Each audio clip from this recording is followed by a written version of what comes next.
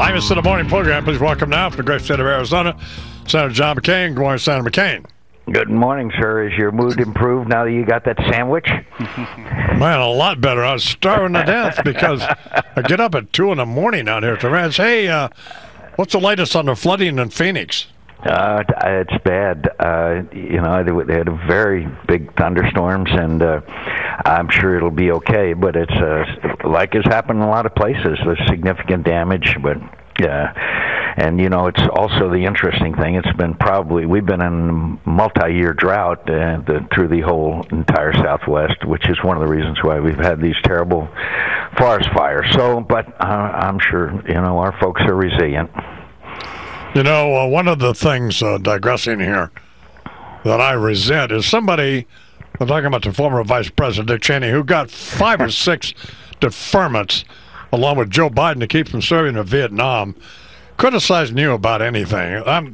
What you should do, you didn't ask me any advice, but you ought to punch that bastard in the mouth. Well, I think his health is not that great that I would want to do anything like that. He's got a new heart. Punch him in that.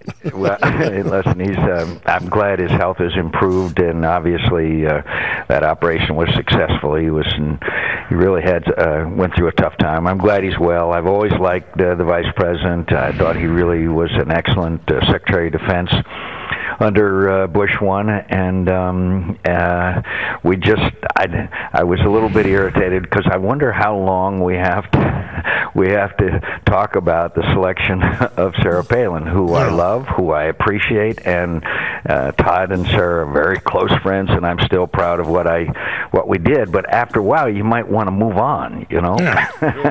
Might also point out to this dope that you guys didn't win, so you sort of got the message, and you're right. Let's move on. So that's right. Hey, Bernie told me you want. Go ahead. Bernie told me you want to talk about something that I don't even understand. This thing called sequestration. What happened? Yeah, explain that to me, please. As briefly as I can, they set up this super committee that was going to meet Republican and Democrat, and they were going to then address all these fiscal issues, the debt, the deficit, and we were going to cut spending and come to a grand agreement. And as a motivation to do so, they said if you don't, then they're going to cut $1.2 trillion, half out of defense and half out of other accounts, and so they didn't reach an agreement. So now we're staring at cuts in defense on top of $480 billion, another $500 billion, which the Secretary of Defense has said, and our uniformed chiefs have devastate our national security. We'd have to get rid of thousands of military personnel. We'd have to, we would have the smallest Air Force ever, the smallest Navy since 1915, and the smallest Army since 1940, if these cuts were enacted. That's what our uniform chiefs tell us and what the Secretary of Defense is saying. So Lindsey Graham, Kelly Ayotte, and I have been traveling around to places like Tampa, Florida, and Fayetteville, North Carolina, and Norfolk, Virginia, where we have very big military establishments and a lot of defense industry, and sounding the alarm. We cannot let this happen. And guess who is missing in action? The President of the United States. He's saying, well, because Congress did it, they can solve it. Well, the President of the United States is Commander-in-Chief. That's his first job. No. And if his Secretary of Defense tells him that if these cuts go through, that it's going to devastate our national security capabilities, then you'd think maybe the President would maybe be inclined to get into it. So far, nothing from the President. He's MIA.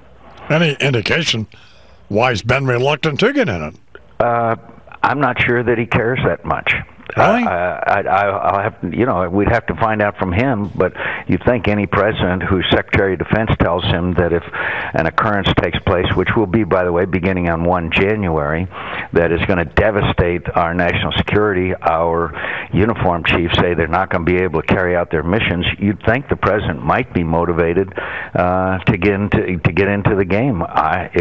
If he were concerned, he would be calling the leader of Congress over to the White House and saying, "Hey, how can we get this thing fixed?" It was not his fault. I will agree with that. It was members of Congress' fault, Republican and Democrat, guilty as charged. But the Commander-in-Chief, I think, has a certain responsibilities for national security, and he seems to be ignoring them. Well, probably some There's probably some legislation could be enacted, but then you'd have to have because the votes. Because we're in gridlock. The Democrats want to raise taxes in order to fix it. Republicans want to cut spending, and so we're in gridlock. And so what's likely to happen? Nothing? It's no one really believes that these draconian measures will actually go into effect, but so far there has been no movement. And by the way, I'll blame all of us, the gridlock, all of that. I will take responsibility myself if that makes somebody feel better. But the president, in my view, should exercise his duties and his responsibilities to try to bring us together anyway. So it can happen. Everybody says it won't, but we'll have to see. Right now, also, the military has to plan, as you know. So the longer we wait, the more all of that is in limbo as well. And so, and the defense industries are required by law to notify their workers 60 days ahead of time. Well, that would be around November the 1st. Well, the Department of Labor has just issued instructions to them. They don't have to do that. Amazing. You know what I have, Senator? Say that again? So do you know what I have? Tell me. A leather fly swatter. A leather what? Fly swatter. You ever heard of that? Oh, yeah, sure. I'm glad you got it. Where'd you get it? India? Well, no, somebody somebody gave it to me. I don't know if Joe Beaver gave it to me. Somebody gave it to me. Or maybe I don't know. I don't know where I got it. You got a lot of flies around there? Well, there's a fly in the studio, and while you're talking, I'm trying to pay attention. So I learned something. The fly's driving me nuts. I hope he's not on your cheese sandwich. No, I already ate that. So, talking to Senator John McCain. Back to Sarah Palin for a second. By the way, are you going to go to the convention? Yes, I will, and I understand that I may speak, but we haven't ironed that out yet. Right. By the way, Sarah Palin still has a very significant impact on the Republican primaries. People she supports have done very well, including what has to be considered a major upset yesterday in the Texas Senate primaries. A guy named Cruz literally came from nowhere and ran a great campaign and defeated the overwhelming favorite, the lieutenant governor of Texas. That was quite an upset. Still, she hadn't been invited to speak, so I don't know what that's all about. Well, I hope we will appreciate Sarah for being a great governor, a great mother, and you know, I hate to keep revisiting events of time ago, but she did energize our party. I am grateful for her. Hey, the media, well, this is no surprise, but describing Mitt Romney's trip abroad as a disaster, but I thought it was anything but that. What's your view? I think it's anything but. I think that Lech Walesa, one of the great heroes of the Cold War, basically endorsing Mitt Romney matters.